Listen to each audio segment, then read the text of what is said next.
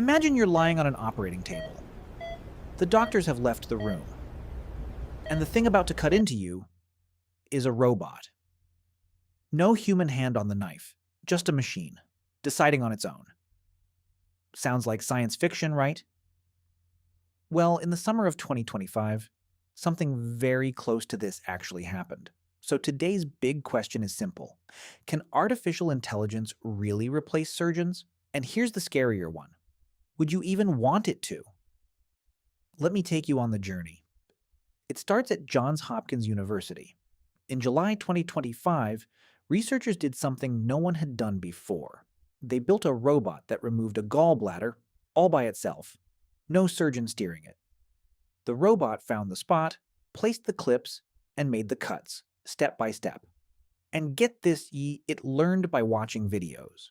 Just like you might learn to cook from a cooking channel. The scientists showed it recordings of real surgeons, and it studied them. The same way the AI behind ChatGPT learns from text. Now, before you panic, let me be honest with you. This wasn't a full operation on a living person.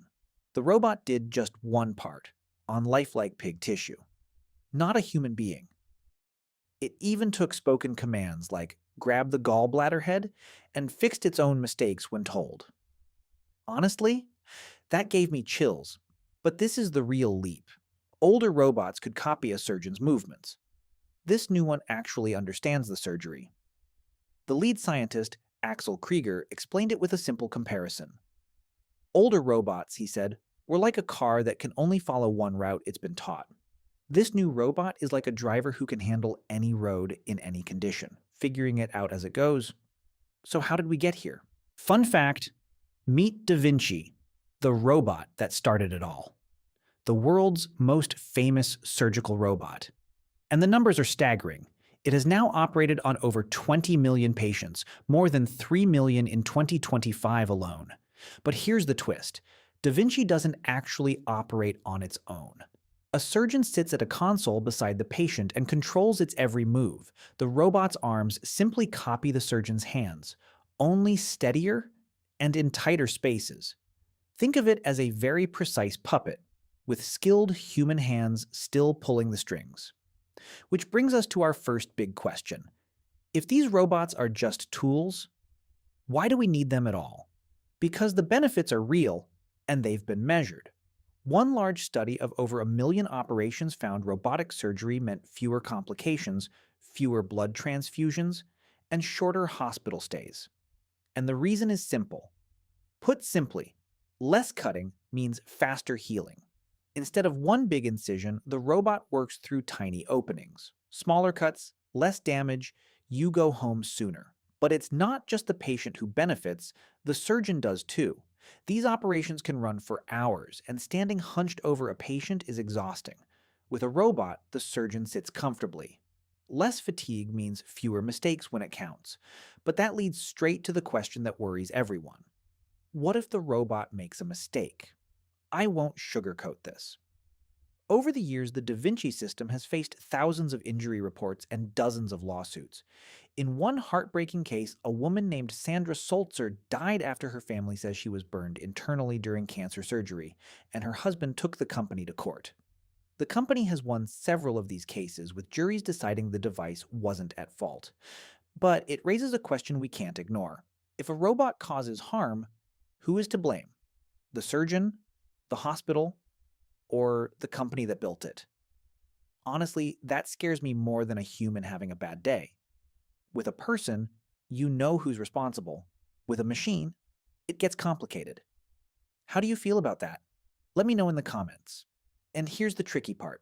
Right now, the law doesn't have a clear answer, which is exactly why, even in that Johns Hopkins experiment, a human was always watching, ready to step in. We're not ready to hand over full control.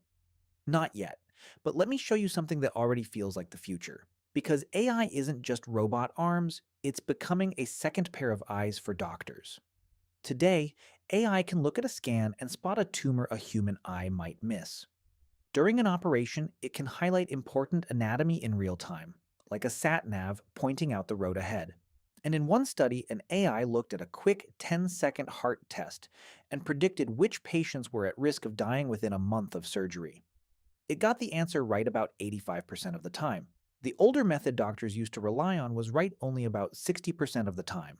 That leap could save more lives before the surgery even begins. Then there's my favorite part, remote surgery.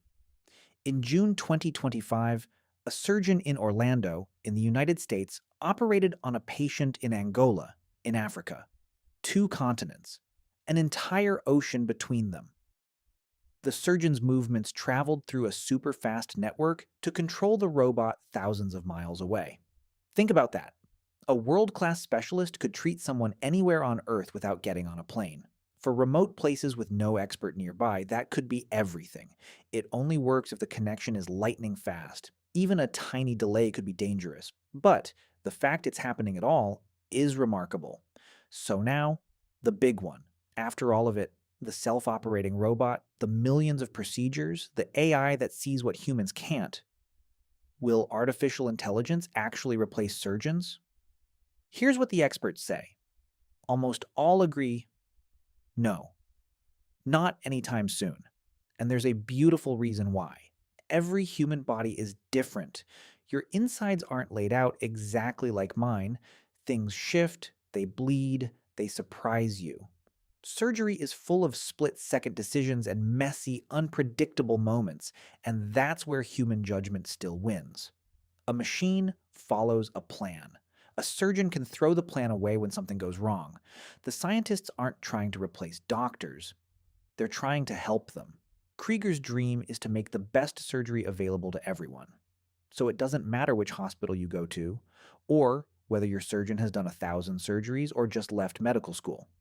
Everyone gets a great result. That's not a robot taking over, that's a robot lifting everyone up. Will parts of surgery become automatic? Almost certainly. The simple, repetitive jobs, stitching a wound, separating tissue, might one day be handled by the robot. A little like autopilot on a plane. The pilot's still there. They just don't fly every second by hand. But a robot doing the whole surgery, alone, on a living human?